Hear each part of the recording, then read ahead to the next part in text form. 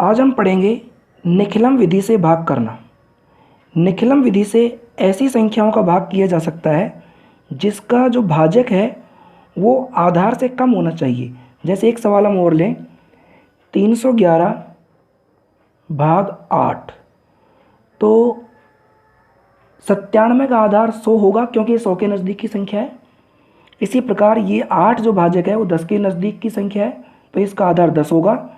और एक सवाल हम और देखें, 1013 भाग 88, तो इसका जो भाजक है 88 वो 100 के पास की संख्या है, तो इसका आधार भी 100 होगा।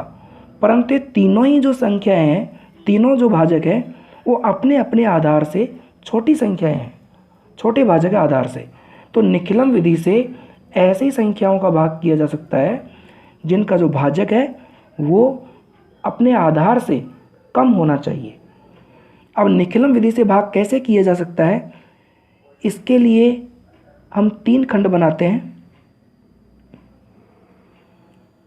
1, 2 और 3। पहला जो हमारा भाग है जिसका भाजक 97 है, उस 97 का जो आधार होगा वो होगा 100। 100 में 2 शून्य है, तो भाज्य के इकाई की ओर से जो 2 अंक होंगे वो तीसरे खंड में लिखे जाएंगे, 4 और 5। और जो भाज्य होगा, भाजक होगा, वो पहले खंड में लिखा जाएगा। और इस भाज्य के शेष बचे हुए जो अंक हैं, हमने 45 के 2 अंक यहाँ लिख दिए तीसरे खंड में, तो शेष बचे हुए अंक हैं वो मध्य खंड में लिखे जाएंगे। 97 के नीचे लिखेंगे पूरक संख्या। पूरक संख्या, पूरक संख्या क्या होती है? क्योंकि हमारा जो भाजक है वो आधार से कम है, तो आधार से कितना कम है ये होगी पूरक संख्या। तो 97 आधार है जो 100 से 3 कम है, तो पूरक संख्या होगी 3। परंतु यहाँ ध्यान देने की बात यह है कि पूरक संख्या में उतने ही अंक होने चाहिए जितने आधार में शून्य है। यहाँ आधार में 2 शून्य है, 1 और 1 2, जबकि पूरक संख्या में अंक 1 ही है, तो 2 अंक होने चाहिए, इसलिए 1 अंक की कमी को हम 0 लगाकर पूरा कर देते हैं।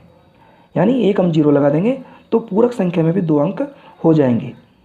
अब क्या करेंगे, अब जो मध्य खंड है, बीच का भाग, उसका पहला अंक यहाँ भागफल के स्थान पर लिखेंगे। पहला अंक ऐसे कैसे उतारना है, अब इस अंक को पूरक संख्या से दोनों अंकों से अलग अलग गुणा करके अगले स्तंभों के नीचे लिखना है। 1 को 0 से गुणा करने पर 0 आएगा, जिसे अगले स्तंभ में लिखेंगे इस तरह से।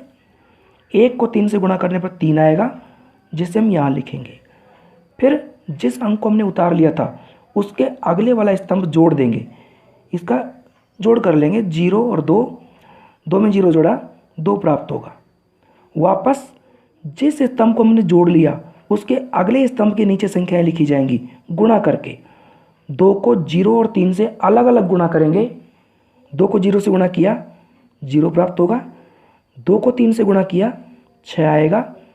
अब यहाँ देखने की बात यह है कि तीसरे खंड के अंतिम अंक के नीचे जब संख्या आ जाए तो ये गुणा करके लिखने की प्रक्रिया और स्तंभ जोड़ने की प्रक्रिया बंद करनी है, और फिर जोड़ होगा इधर से।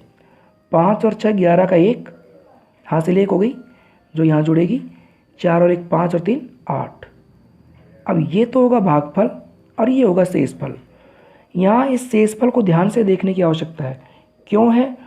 क्योंकि कई बार ये शेषफल इस भाजक से ज़्यादा प्राप्त हो जाता है, जैसा कि हम इस भाग में देखेंगे। तो अगर ये शेषफल भाजक से ज़्यादा आ जाए तो प्रक्रिया फिर आगे भी चलती है, जिसे हम इस अगले भाग में देखेंगे।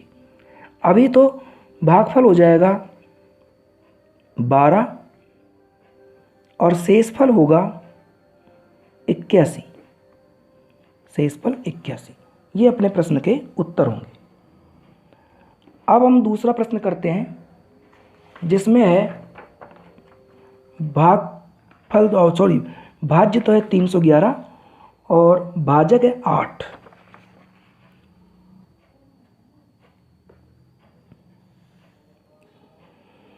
तो अब हम यहाँ देखते हैं कि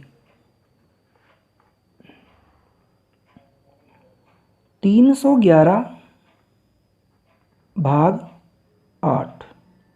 यहाँ भाजक अपना कितना है, 8 है, तो आधार हो जाएगा 10, क्योंकि 8 10 के नज़दीक की संख्या है। भाग करने के लिए वही 3 खंड बनेंगे।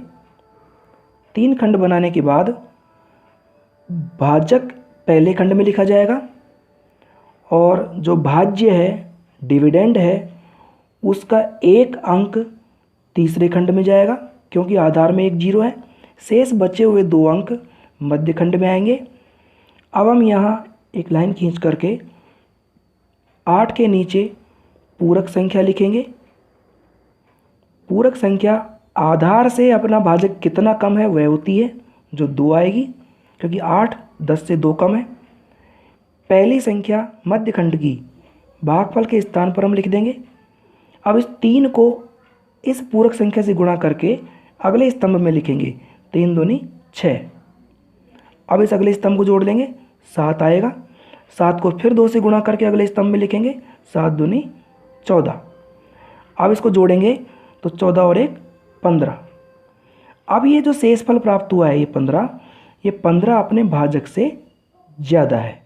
इसलिए अब क्या करेंगे कि ये जो 1 है इसको यहाँ से हटा करके हम इस मध्य खंड में जोड़ देंगे और इस 1 को पूरक संख्या से गुणा करके इधर लिखेंगे। 1 दूनी 2 और इसको भी इधर जोड़ेंगे। जोड़ने पर प्राप्त होगा 5 और 2 7, इधर आएगा 38। तो अब ये जो शेषफल है वो अपने भाजक से कम प्राप्त हुआ है, तो इसलिए भागफल होगा 38 और शेषफल होगा 7। हम और एक भाग करते हैं। 1013 भाग 88। इसमें भाजक जो है वो 88 है, तो इसका आधार होगा 100 आधार होने की वजह से आधार में 2 शून्य है, तो भाज्य के 2 अंक मतलब 1 और 3 तीसरे खंड में लिखे जाएंगे। भाजक पहले खंड में होगा और शेष बचे हुए भाज्य के अंक यानी 1 और 0 मध्य खंड में लिखे जाएंगे। 88 के नीचे पूरक संख्या यहाँ 12 होगी, क्योंकि भाजक आधार से 12 कम है। अब हम पहले अंक को भागफल के स्थान पर उतार लेंगे। 1 को 1 से गुणा करके अगले स्तंभ में लिखते हैं 1 को 2 से गुणा करके उससे अगले स्तंभ में लिखेंगे 2। 1 1 हम 1 और 1 दूनी 2। फिर अगले स्तंभ को हम यानी इसको तो हमने लिख लिया, इससे अगले वाला स्तंभ जोड़ेंगे तो यहाँ 1 आएगा। अब 1 को 1 से गुणा किया 1 को 2 से गुणा किया 2। तीसरे खंड के अंतिम अंक के नीचे जब संख्या आ जाए तो हम जोड़ लेंगे। 3 और 2 5, 2 3 और 1 4। ये शेषफल है जो भाजक से कम है, इसलिए ये भागफल होगा और ये शेषफल। भागफल 11 और शेषफल 45, ये हमारे उत्तर होंगे।